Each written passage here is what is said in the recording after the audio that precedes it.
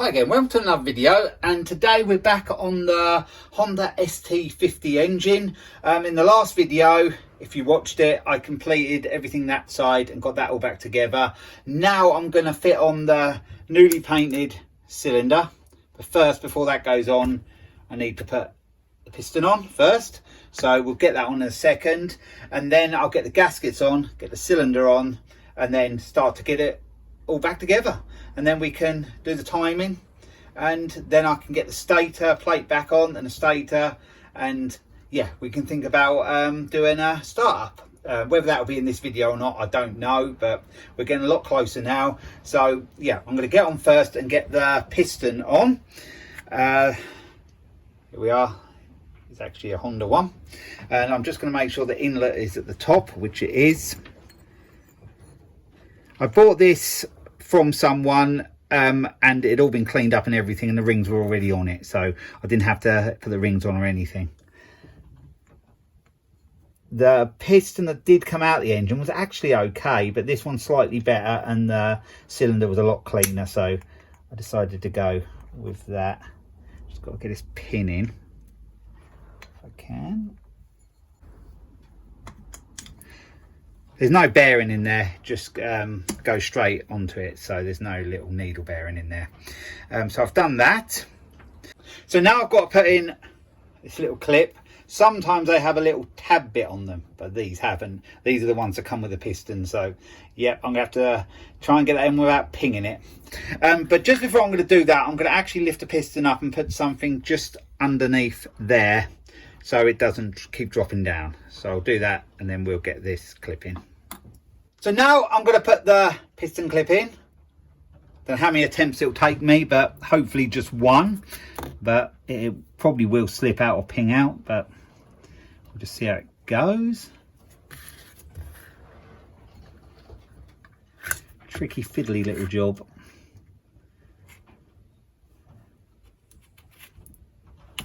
I think we're in. Oh, that did go well. Hope you saw that, but it's pretty straightforward what you've got to do. I've done it on plenty of engines in the past. It just goes into a groove. But I'll just move that around slightly just to check it is in the groove. I'm pretty sure it is. I'm just going to check close up and check it is. And if it is, we can carry on with the next job. So I've got everything in place. I've got the piston ring compressor on there. I've got that tool there that stops the piston trying to go in the engine, so it just sort of basically locks the con rod. And I've positioned the rings like a third apart. The first ring is there, the gap. The second one is there, sort of a third away, and the oil ring is at the bottom. So that's how I always do it with a 4-stroke. So I'm just gonna put the cylinder on now. I have put a little smearing of oil in there, and we'll get it over these studs, and I'll just get it over the top part of the piston like that.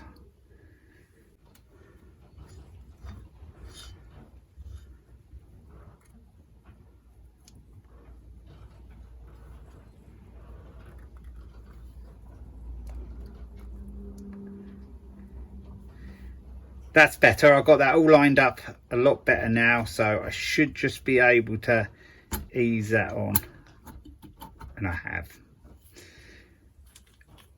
It's just about getting everything in line really, and the rings pressed in, and then it usually just slips in really easy. The piston does, and it has. So it's as easy as that. Don't forget your base gasket, otherwise you'd have to take everything back off again. I'm just gonna push that down a little bit now, until I get to there, and now I'm going to take that out, and I'm going to hold it on the crankshaft the other side, and there was 2 dowels the other side, so this should just locate into them. Might involve a little bit of wiggling about.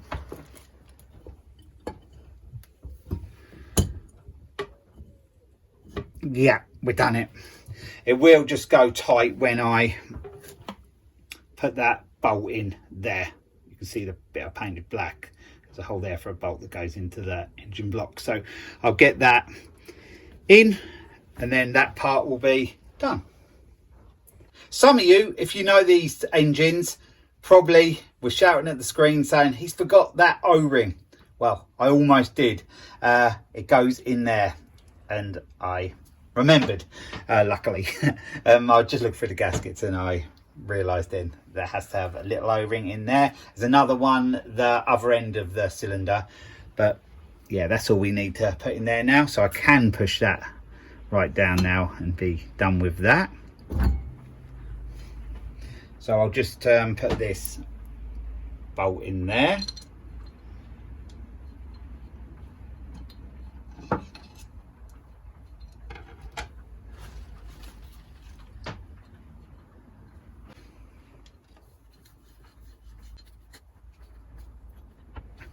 So now that bolt is tightened up, the cylinder is in place. So now I'm going to be moving on to in here. I've got this new cog to put on. That just slides over there. I did put a little bit of oil on the shaft there. And that's all I have to do with that, because the stator plate that goes in there stops that coming off. And the same with the oil cog as well. I was concerned it was coming in and out, but it's not going to be a problem because the stator plate will stop that coming out as well. So that's all good. I've bought a new timing chain. I wasn't going to, but then I thought I've replaced that, I've replaced that, I've replaced that as well. The only things I haven't replaced on the timing side of things is that cog there, which looks okay to me, and the one that's in the head at the side, at the front of the engine. Everything else will have been replaced, so I thought, yeah, get a new chain as well. Also, the old chain had run on the old cog and took all the teeth off, so it could have had somewhere. It looked okay, but anyway, for the sake of about £15, I thought I'm going to put a new chain on it. So what I'm going to do now is get the new chain in. I'm going to push it through from this side. See if I can grab it this end. Sometimes I just get a pick with a point on it just to grab it. Nearly through, I think. I've got it there, yep. And pull that through like that. I've got to get it over there and pull it back through a little bit, around there. If it'll go on, which it has. And then it's on the oiler cog and it's on that. So I have this now to fit in here, and I've got that bolt like that. So when that goes in, holds it like that. So I'm going to get that in now.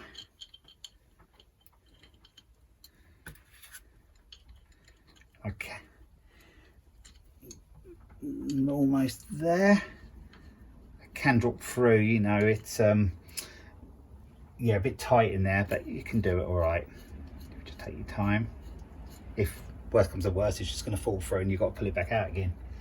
But that's lined up now, so that's all good. Let's just see how that is. It looks good to me. I'll just zoom you in a little bit so you can see that better.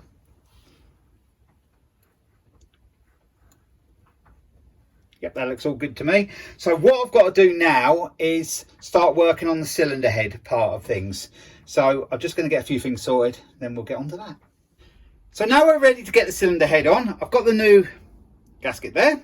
So we'll get that over there. The chain's got to come through there. Try and keep tension on the chain just so it doesn't drop back. But it's no big issue if it does. You can just pull it back through again. But it's best at this stage to just try and keep a bit of tension on it. The dowels are in place. I've got that O-ring like the one before that fits in there, and the other one fitted I showed you earlier, just between the cylinder and the block. Now this is the bit that's a little tricky because I need the chain to come in there. If I just get that down there a little way. So now when you've got the cylinder head on about that distance, the chain needs to go through the gap there. So the chain lands up in there. So I just feed it through. And I use my pick again. to grab it, and then I'll try to hold a bit of tension on it, and then that's slid back. But I'm just going to pull it forward again just to check that O-ring is in place properly, and it is. So we do need that to go in place over the dowels. We have done that. Now I need to put a bolt in there, and I will put something in there, or just tie something around there to hold the chain so it doesn't slip back through. So I'll be back with you when I've done that, and then we can get the timing right. So I couldn't find the bolt for there. I'm not sure I ever had it, so I'm going to have to find a bolt for there. But I've put the 4 head nuts on, so that's held it all tight together now, so I can get on with the next stage. I've just put a bit of pull cord there just to hold the chain through. I can pull that through in a minute when I put the cog on. There is the key slot just behind the nut there, and how they say you time this is you get the key slot and you have that pointing towards there, and it is, that's how I've got it. There's a little mark there, and that's where the mark on the cog, that little round mark there, so that round mark there goes to that little slit cut out bit in there, and that key slot has got to line up with it. So that's what I'm going to do now. Just before I do that, I have put that socket bar in there because that's took the tension off of the chain. I could have unbolted it at the bottom to release that, but rather than taking it all apart, I've just put that there, and it's held it out the way at the moment. So I'm going to get this cog in. So now I'm going to get the cog fitted. We'll see how we go with lining it up, but it's a bit fiddly, but we'll get it sorted. It's easier on the Yamaha version. Yamaha do an engine similar to this, and it's easier. You just have 1 bolt. This has 3 bolts to hold it, so we've got to get that in there.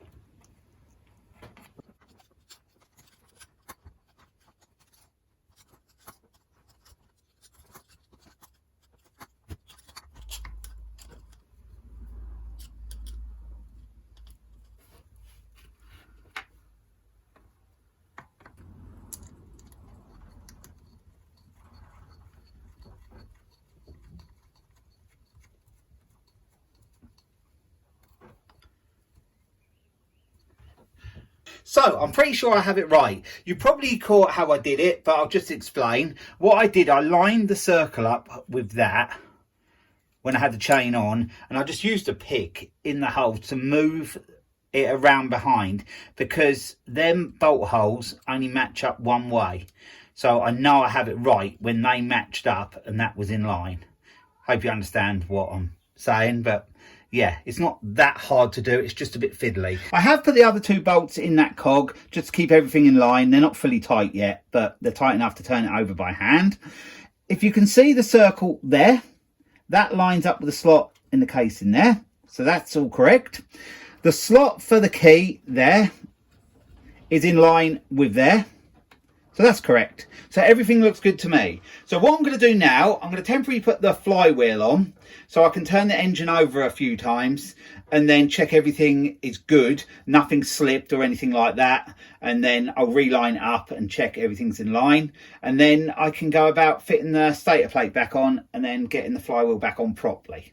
But the next job is to just turn it over just to check, so I'll do that now. So now I put the flywheel back on. The arrow on the flywheel shows me the engine turns that way. So I'll turn it a few times. I can feel some compression there.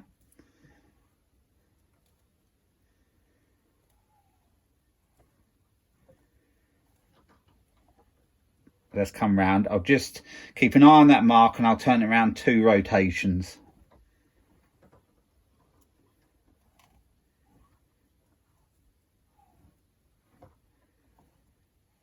One.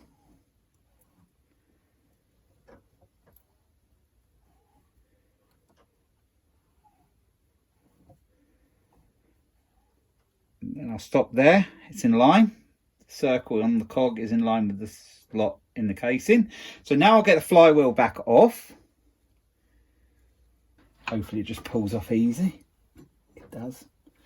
I'll make sure the key is there. Don't want that falling in the engine. The key slot is there and the mark is there. If you're really critical, you could say that has to be slightly there to be in line. But if you took that back 1 more tooth, you'd be wrong then. So that's as close as I can get it, and it seems to be, yeah, seems to be good. I won't put the flywheel on again until I have that stator plate in, because I don't want to risk that key falling in the engine. But that time I had to try it really, because I needed to know whether everything was staying in place okay and everything looked good, and it does.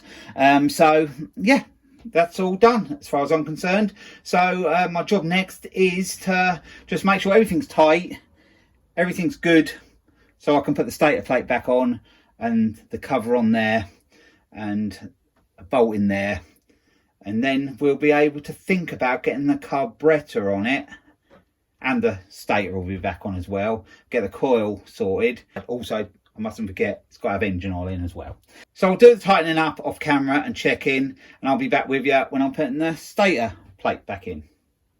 So off camera, I've put a bolt in there, I've put the cover back on, and I've tightened them 3 bolts under there as well on the front cog. So that's all done. Now I'm going to put the stator, this is off the other engine, the C50 engine, because it's in much better condition. The original stator plate, like this part, was damaged there and there.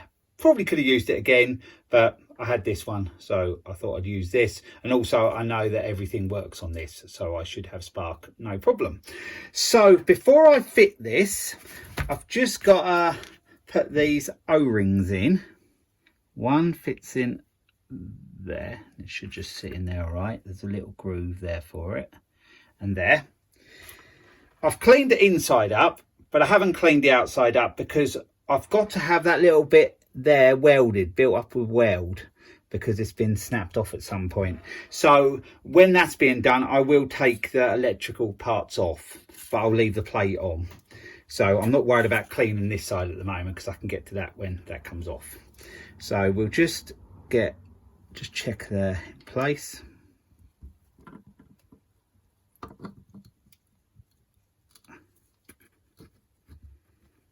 Okay, they look to be right. I've got some new bolts, 2 new bolts. So we'll just get that started, and then we'll just gradually tighten it up 1 bit at a time to get it in nice and even. Because there is a big O-ring round that plate, but I never interfered with that because I haven't got a new one. I'm sure that will be okay. But yeah, that fits in nicely there. You can see there where that bit of metal has been broken out there. Someone just got rough with it, I think, trying to get something off, probably trying to get the old stator plate off, and they levered against it and it broke. So yeah, I want to have that built up, so hopefully someone can do that for me, and then I'll sort of file it level so it's, well, so it looks right.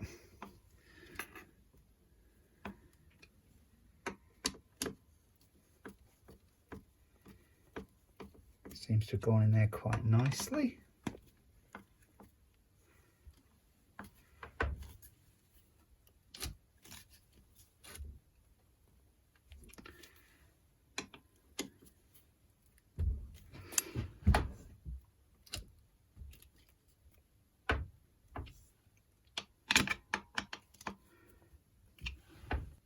So that's back on now, and they're both tight. So all I've got to do, and I'll do that off camera, I've just got to put the key in and put the flywheel on and the flywheel nut on. So now I've completed all them little jobs. The flywheel is on, the manifold is on, the carburetor is on, the coil is on, the spark plug is in, and it's got oil in it now. So it's ready for startup. But I'm not going to do that in this video. This video has gone on quite long enough sorting this engine out, and I'm going to do a dedicated video of the startup of this. So I hope you've enjoyed this part of sorting this Honda ST50 engine out, and we're nearly there now. If it starts up, we are there. And then it's just the odd little bits to do, like I said about that bit needs building up a weld there, and the other side casing does need a paint or a clean up. So the next video of this will be the startup. So I hope you enjoyed the video. Thanks for watching, and I'll be along with that next part very soon. So bye for now.